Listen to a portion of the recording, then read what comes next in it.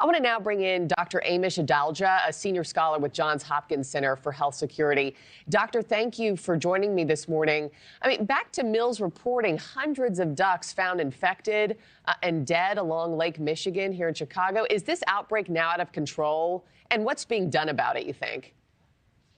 When it comes to the avian species, poultry, ducks, chickens, it has been out of control for some time. What we've seen are millions of chickens be infected. We've seen ducks, we've seen turkeys, as well as geese. So this is something that is widespread in the bird population. And as you heard, you can't control it in the bird populations, but what you can do is minimize its impact on poultry farms and minimize its impacts on dairy cattle, which is the new species that's been infected, by having really stringent biosafety testing, personal protective equipment at those farms. And for too long, we've kind of let it fester on farms. And now we are dealing with a situation where there are hundreds of dairy cattle farms that are impacted, and we're seeing threats to dairy workers. And the thing is, the more times bird flu can infect a human, the more chance it has to adapt. So that's the issue, is that we need to be aggressive and proactive about this, not reactive, if we're going to prevent this from causing any more damage to humans. Yeah, and speaking of that, let's elaborate and go a bit deeper there. We don't have the most up-to-date numbers because various health agency websites are down right now.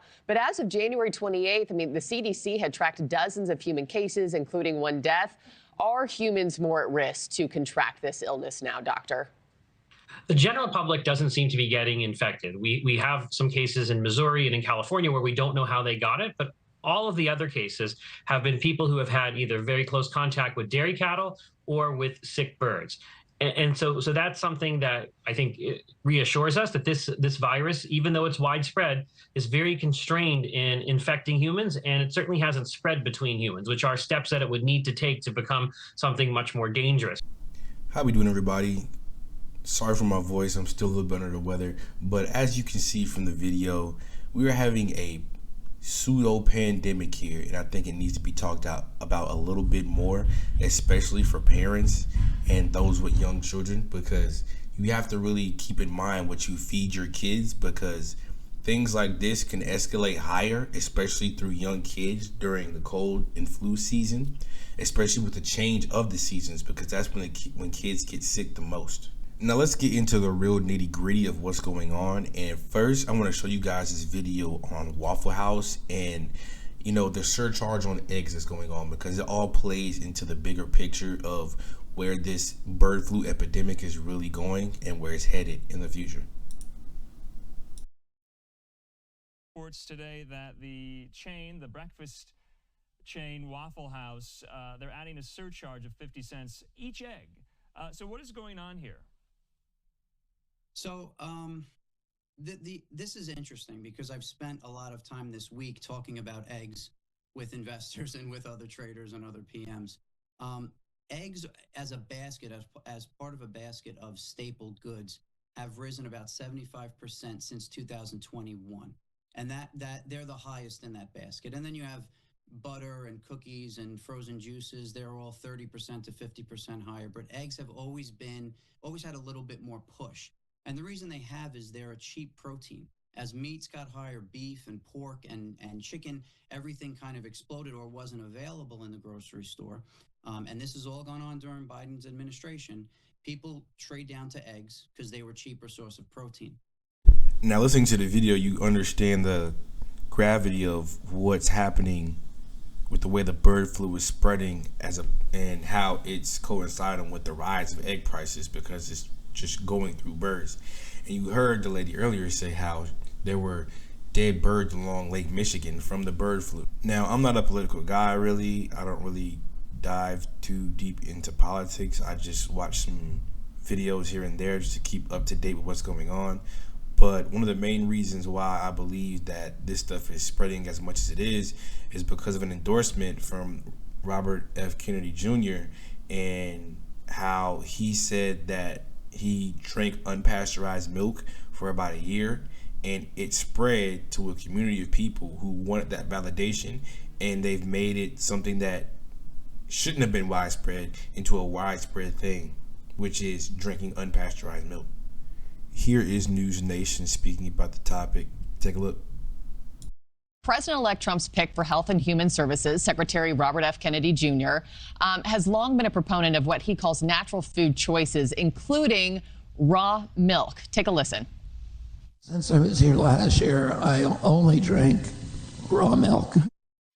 And Kennedy's endorsement of unpasteurized dairy is setting off alarms among health professionals, especially as he pledges to promote less processed food in American diets.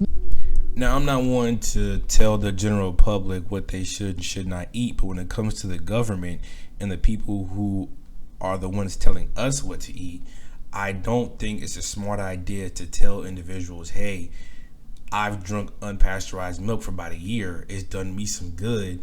I think we all should go this process and go this route.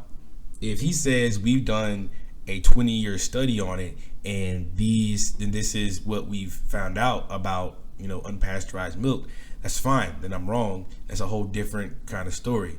But until then, I don't believe that he should do anything drastic, such as making unpasteurized milk just a legal thing. Right now, it's a state thing, but if it becomes a government thing where they're like, unpasteurized milk is good, I think the bird flu epidemic will just get much larger, and we'll have to deal with the consequences of that on the back end. Now, I'm gonna show you guys a clip from a video the FDA, the Federal Drug Administration, actually put out 12 years ago on YouTube to tell about the dangers and the issues that can come with drinking unpasteurized milk. And for me, it's the simple fact that a government agency actually came out and said, hey, this is a bad thing. And now we have another section of the government saying, hey, no, this is actually a good thing and we should allow this. But let's get to the clip. A cold glass of milk goes great with a lot of foods. Milk and milk products have a lot of vitamins and calcium, but it's important to buy only those products made with pasteurized milk. Why pasteurized? Because unpasteurized or raw milk from cows, sheep, goats, or other animals can carry bacteria that can make you sick, like Salmonella, E. coli, Campylobacter, and Listeria. Pasteurization heats milk to a high temperature for a short period of time, which kills disease-causing bacteria. These harmful bacteria usually don't change the look, taste, or smell of milk, and you can only be sure that they're not in your milk if it's been pasteurized. Some people believe that drinking raw milk is more nutritious and more easily digested, or they believe that pasteurized milk creates problems like lactose intolerance. Many studies have shown, however, that pasteurization does not significantly change the nutritional value of dairy products, nor does it cause lactose intolerance or allergic reactions. And you could be endangering your health if you drink raw milk. How do we know? Because hundreds of people have gotten sick from drinking raw milk over the past decade. Getting sick from raw milk can mean many days of diarrhea, stomach cramping, and vomiting. Sometimes it can also lead to kidney and liver disease, paralysis, chronic disorders, and even death. If you enjoyed the video, hit that like button, subscribe. Thanks for watching.